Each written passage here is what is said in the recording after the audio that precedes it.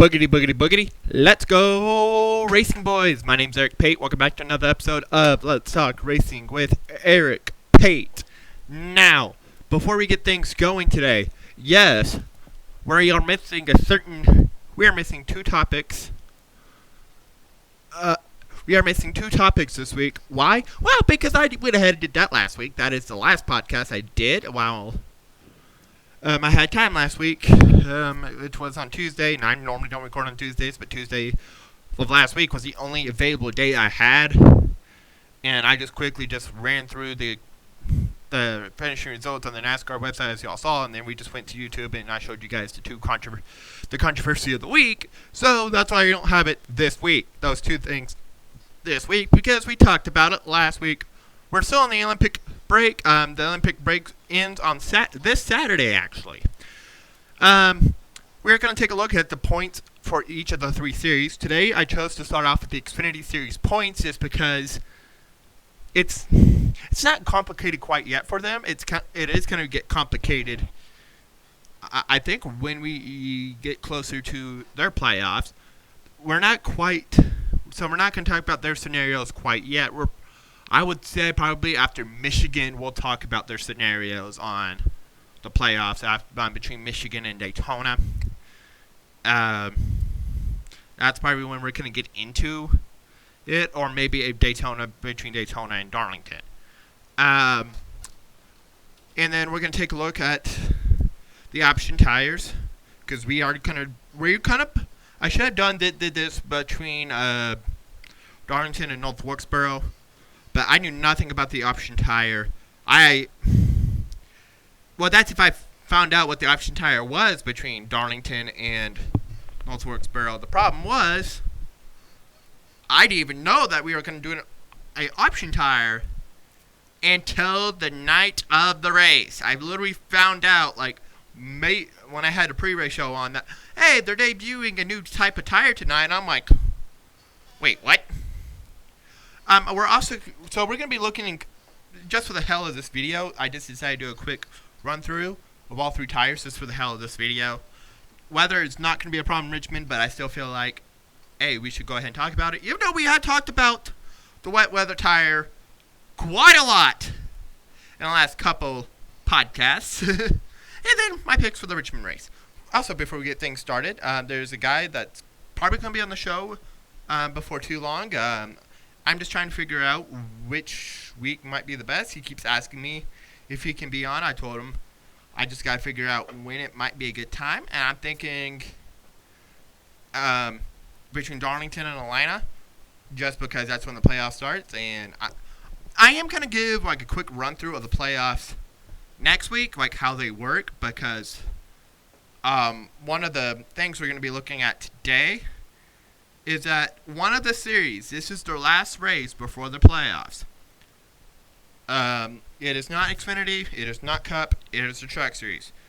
Richmond will be the last race before they start their playoffs. And so we don't really have as many, some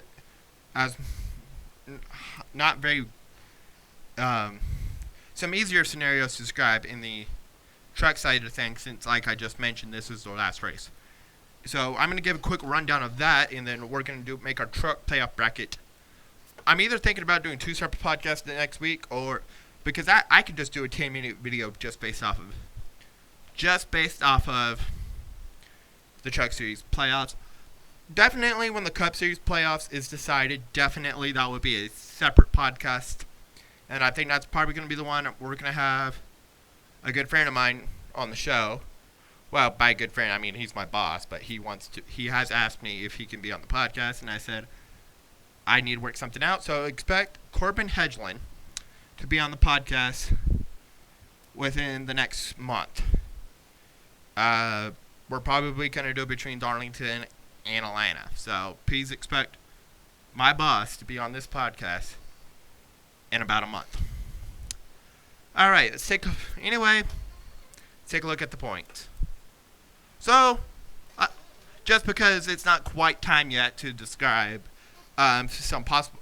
Now, I should have done this last week, the points look at, but at the same time, I felt like it was better for this week, mainly because Like I said, we're now full steam ahead.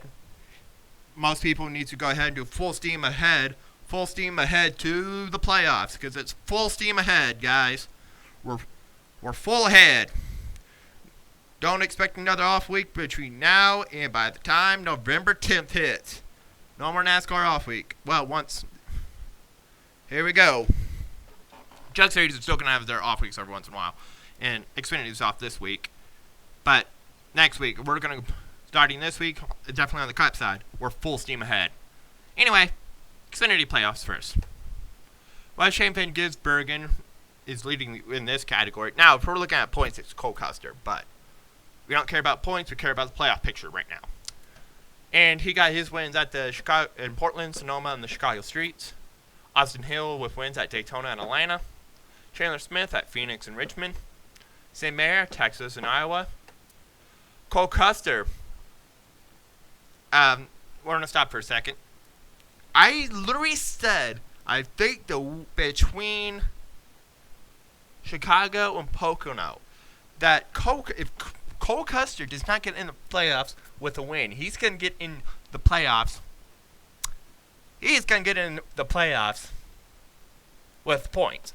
And then he goes off and wins Pocono. So, because he was like 210 points above the cutoff line. And I'm like, there's no way Cole Custer's going to blow that. And that's Justin Allgaier with his win in Darlington. Oh, I said the same thing about Riley Hurst. Riley Hurst had 120 points before he won Indianapolis above the cutoff line. So, the two guys that I said that if they're not going to clinch it on a win, they're going to clinch it in on points. And look what happened. Them two clinched it in on wins. Do I think these two places are going to be the only wins before we get going? At, I think, Kansas, I believe, is their playoff opener. I believe so, actually. Speaking of Kansas, I will be at the Kansas Cup race. I don't know if I mentioned that before in this podcast. I'll be at the Kansas Cup race at the end of September.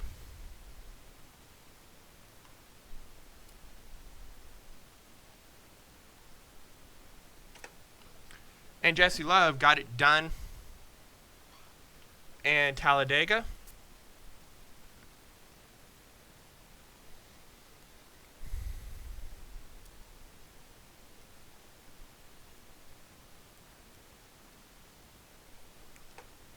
AJ Allmendinger's 102 points above the cut line. I'm not going to clinch him in quite yet, just because 6 races to go before the playoffs, and even though I think AJ Allmendinger might be one of those new winners, what if you have 6 different winners and one of them is not AJ Allmendinger? Unless it was 2 part-timers. But still. Sheldon Creed, 69 points above the cutoff line. Sorry, I was out there. Parker Kligerman, plus 46 above the cutoff line. Ryan Sieg, barely hanging on with just 3 points. Sammy Smith is barely out, -3. Brennan Jones, -69. Anthony Alfredo is our first must-win situation driver with 114 points below the cutoff line. And Brandon Poole, 157 below the cutoff line.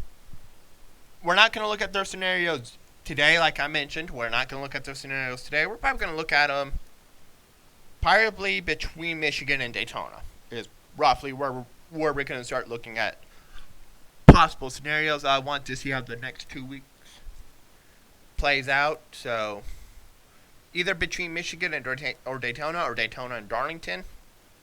Probably Daytona and Darlington is when we're going to start looking at scenarios. On the Cup Series side of things, with 4 races to go, now we will also look at scenarios for them today. Now I decided to be not as creative on this slide, that we're going to be on the next. Kyle Larson with his wins at Vegas, Kansas, Sonoma, and then our previous race winner out in Indianapolis.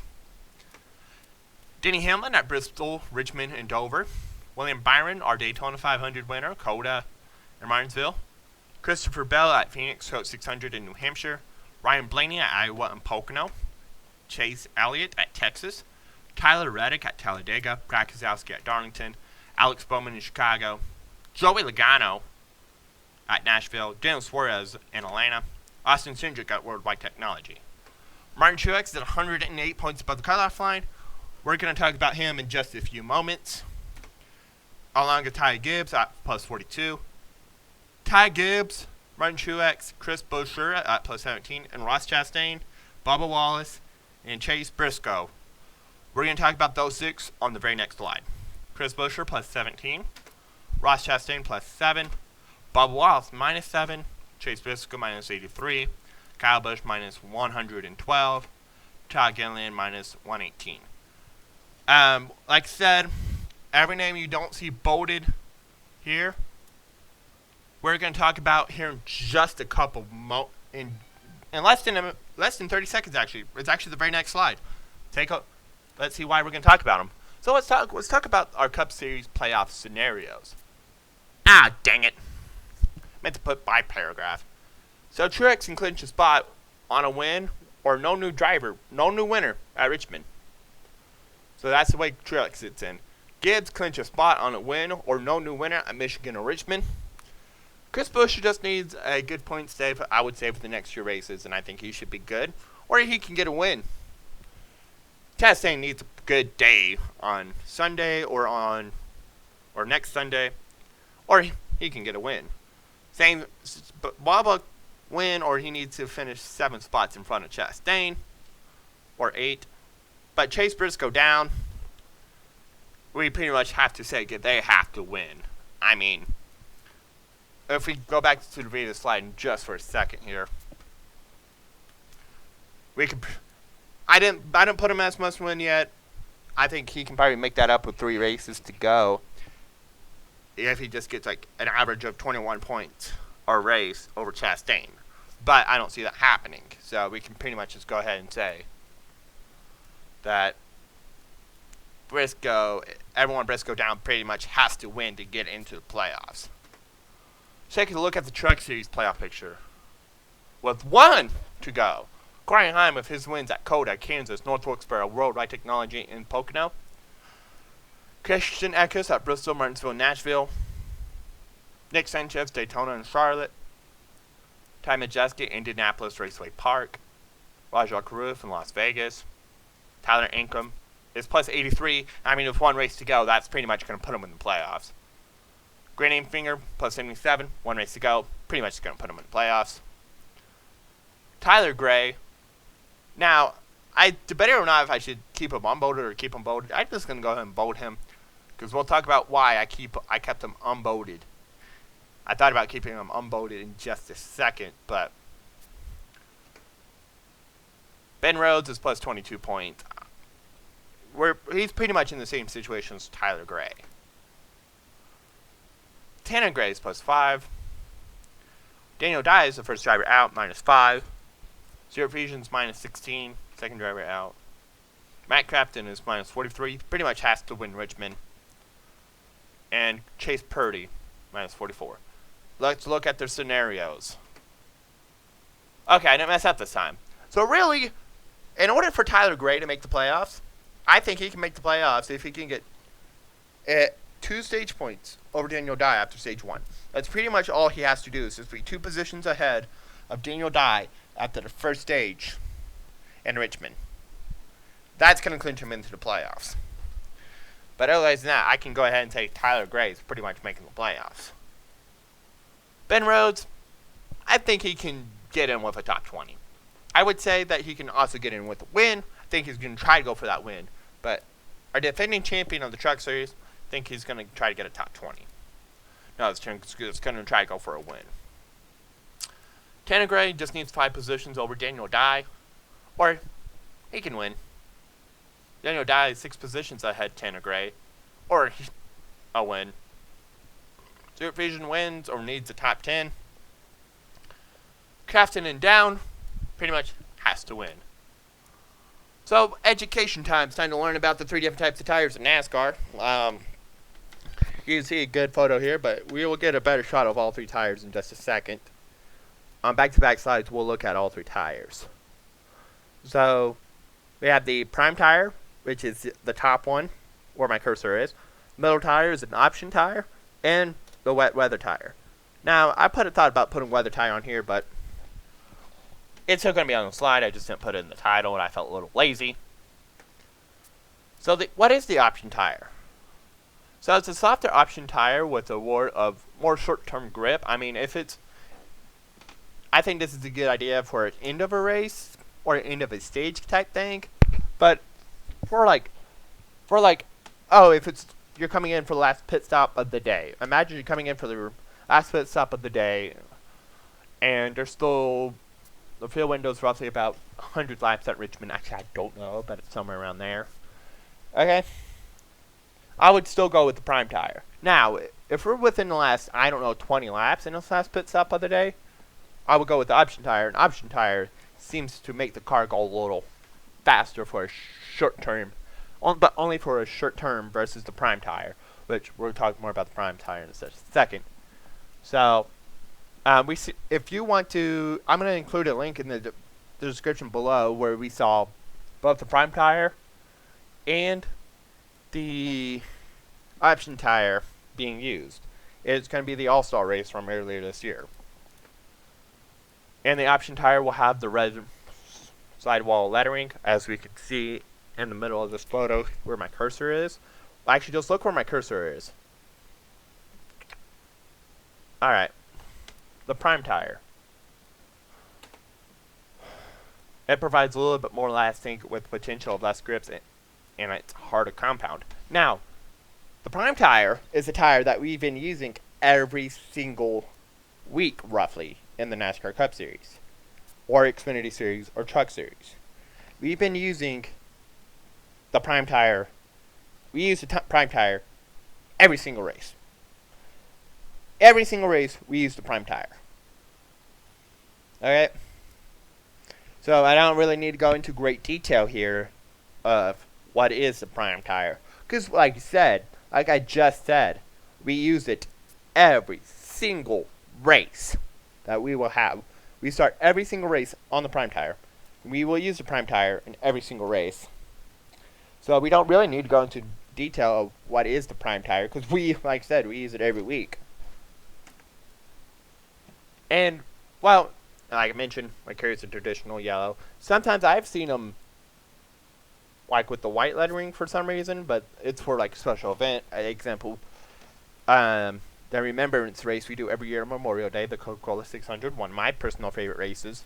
So, and then the weather tire, we talked about it enough, so we'll just go. I just give a quick rundown on what it is. Used for short tracks and road courses for rain. Road courses, it is an option. Short tracks, it isn't an option, and it's only at the official's discretion.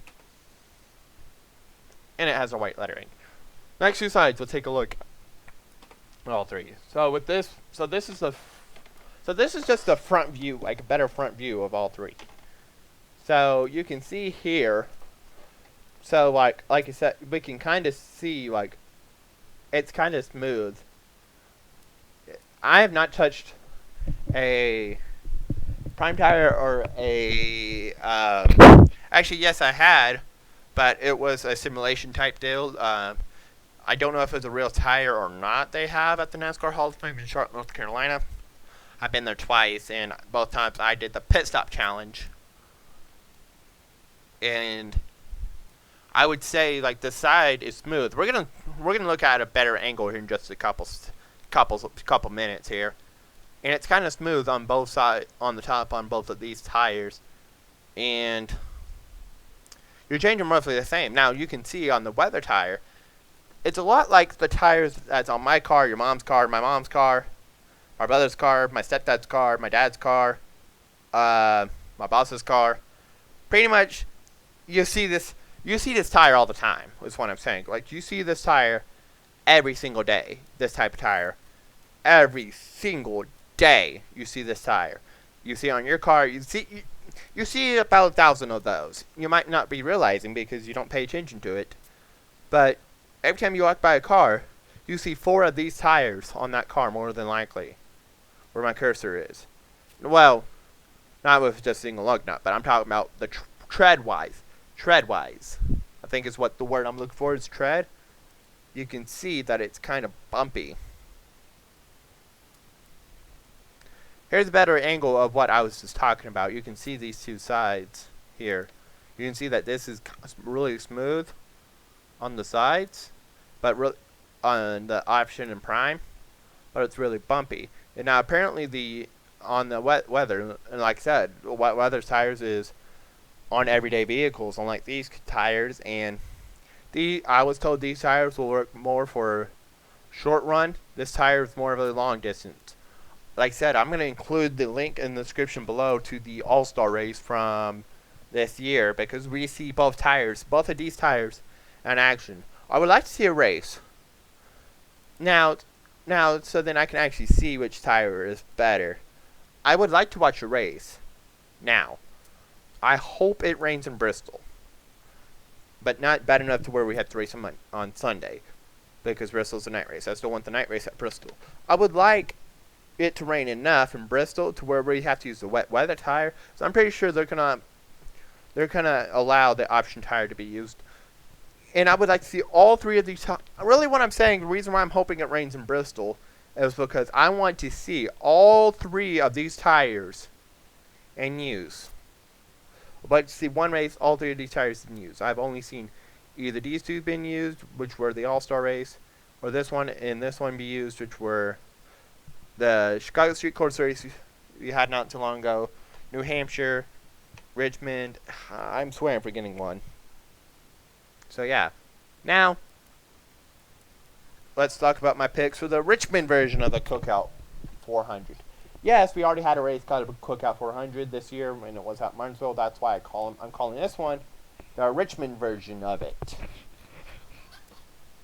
My first pick I have to go with is Denny Hamlin. He is our previous winner at Richmond, and I mean, I think it's a good idea to go with the previous Richmond winner. I would say we have to go with Brad Keselowski. He, I think, was second to Chris Buescher last year in the Richmond race, and he always have had a good track record at Richmond. Chris Buescher was the winner of this exact race actually a year ago. Martin Truex was actually, if NASCAR did not wait to throw the caution, if NASCAR waited to throw the caution like 10 seconds later, Truex would have won the Richmond race back in March. Kyle Larson won the Richmond race last year in the spring, and Joey Logano was runner-up this year in the spring to Denny Hamlin. So I think this is a perfect 6 to pick from. And then I think this week's dark horse is going to be Josh Berry. So that does it for this episode. Next week, we'll go back to the regular scheduled once-a-week podcast with everything, like all the topics next week. We'll figure out education and the controversy of the week until the races happen. If you don't know what to do now, I'm sorry. Like I said, have a common favorite. Be nice, go be awesome. Eric Pate, no hates. See you guys later. Check flags in the air.